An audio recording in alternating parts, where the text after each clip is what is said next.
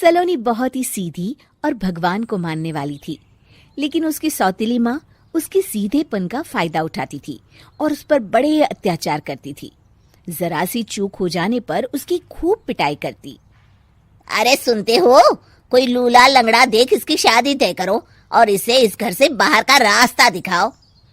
सलोनी के पिता जानते थे कि मीना एक चांडाल औरत है, इसलिए वो एक अच्छा घर देख सलोनी की शादी कर देते हैं।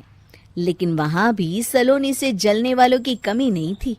सलोनी की ननद निकिता उसे बिल्कुल पसंद नहीं करती थी। सलोनी, बात तो सुनो जरा। जी कहिए। आज शाम को मेरे बॉस खाने पर आ रहे हैं। ध्यान रहे उनकी खातिरदारी में किसी प्रकार की कोई कमी नहीं होनी चाहिए। जी आपने कह दिया, बिल्कुल वैसा ही होगा। शाम को सलोनी जैसे ही गैस पर खाना चढ़ाकर वहां से जाती है अभी इसके खाने का स्वाद बढ़ाती हूँ। निकिता गैस की आंच तेज कर देती है। थोड़ी देर में देखते ही देखते सारा खाना जल जाता है और पूरे रसोई घर में चारों तरफ धुआं फैल जाता है। अब आएगा मजा। माँ जल्दी आओ, यहाँ देखो सलोनी ने किचन में आग लगा दी। अरे तेरा सत्यानाश हो, कल मुही तूने ये क्या कर दिया? सलोनी की सास उसे बहुत डांट फटकार लगाती है। तभी मोहन अपने बॉस के साथ घर में प्रवेश करता है। अरे भाई मोहन, ये क्या तुम्हारे घर का क्या हाल हो रखा है? लगता है खाना जल गया है। चलो खाने का प्रोग्राम कैंसिल करो, मैं अपने घर जाके खा लूंगा। सर दरअसल वो सर मुझे माफ कर दीजिए। अरे कोई बात नहीं, घरों में ये छोटी मोटी बातें होती रहती है। मैं समझ सकता हूँ, फिक्र मत करो, मैं नाराज नहीं हूँ और इस बात का तुम्हारे प्रमोशन पर भी कोई असर नहीं पड़ेगा। चले अब चलता हूँ मैं। बॉस के जाते ही मोहन सलोनी पर भड़क उठता है और उसे खूब खरी खोटी सुनाता है। भगवान, मेरी माँ तो कहती थी कि अच्छे लोगों के साथ हमेशा अच्छा होता है, फिर मेरे साथ ही बुरा क्यों होता है? आखिर मेरी गलती क्या है?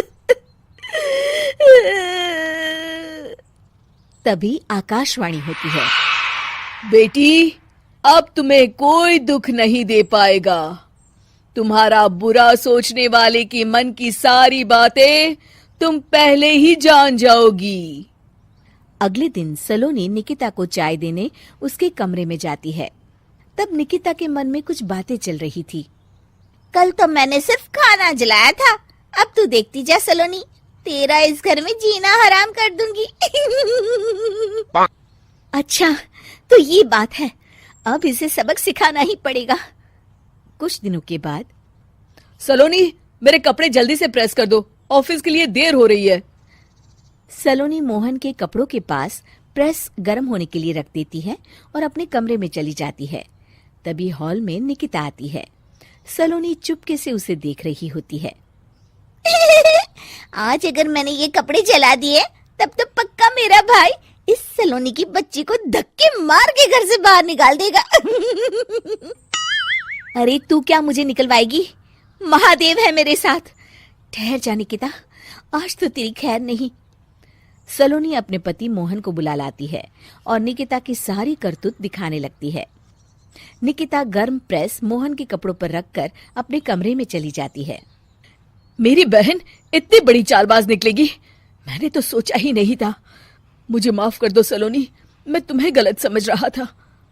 मोहन निकिता को बुलाकर उसे खूब डांट फटकार लगाता है।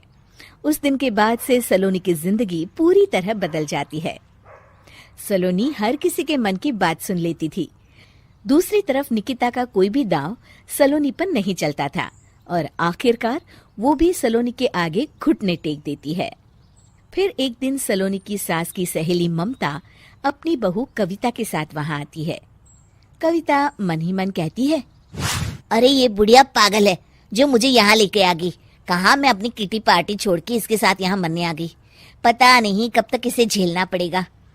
अरे ये जल्दी मरे और इसकी सारी जायदाद मेरे नाम हो जाए। सलोनी कविता की सारी बातें सुन लेती है। अरे कविता, तुम अपनी सास की जायदाद के लिए उन्हें झेल रही हो और उनके मरने का इंतजार कर रही हो। ये तो गलत बात है।